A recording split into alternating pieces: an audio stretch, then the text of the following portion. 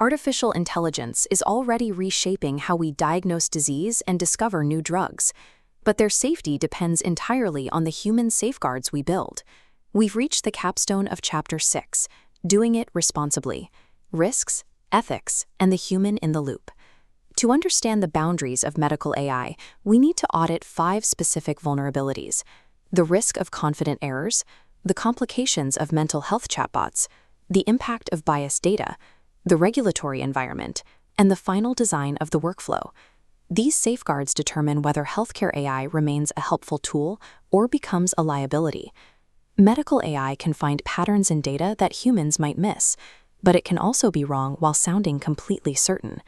When an AI produces false information in a believable way, it's called a hallucination. In a hospital, the stakes are high. A hallucination could look like an invented drug interaction, a fake lab result, or a disease that isn't actually there. Without guardrails, some chatbots have been shown to accept false medical information from users and then expand on it, fabricating symptoms and data to make the lie more convincing. This highlights a common misconception that a general AI chatbot is a free doctor. These are not approved diagnostic tools, and relying on them for a medical verdict can delay critical professional care.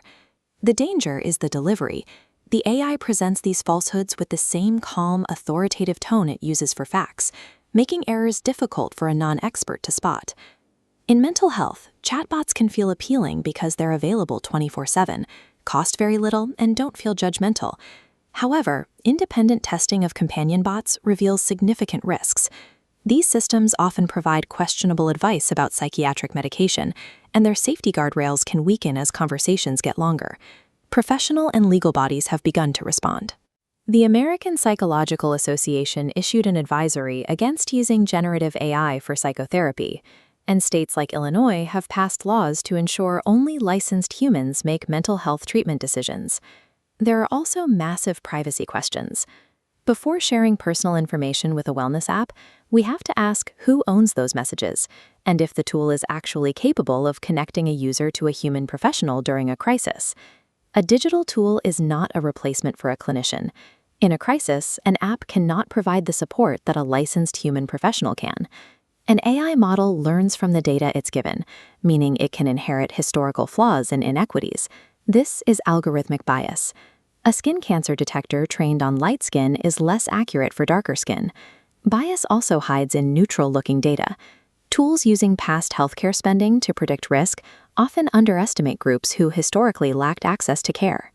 Removing this bias requires active intervention. Developers must train and test their models on diverse populations and measure fairness across different groups before the tools are ever used in care. Fairness doesn't happen by accident. If we don't measure it directly, the AI will simply present old inequities as objective math. Because healthcare AI depends on sensitive patient records, it requires a clear framework of privacy and accountability. In the US, HIPAA sets the rules for medical privacy. While hospital records are strictly protected, many consumer wearables and wellness apps collect health-like data that isn't covered by the same laws. For AI that diagnoses or treats, the FDA provides a layer of oversight. But clearance isn't just a one-time event. Regulators expect companies to monitor their tools after release to ensure they don't become outdated or unsafe. This risk and safeguard table maps the landscape. Hallucinations are caught by human review and bias through diverse data testing. Privacy relies on HIPAA and consent. Unproven wellness tools face new state laws, while unsafe medical tools require regulatory review and ongoing monitoring. When an AI contributes to harm, the responsibility still lies with the human. The system is designed to keep the professional accountable for the final clinical decision. AI's clinical value comes from human expertise and machine intelligence working as a single unit. The technology is a powerful assistant, but it's a poor authority. You can see this by asking a chatbot to list its own medical limits. A well-designed tool will explicitly point you back toward a professional. This is the realistic healthcare workflow.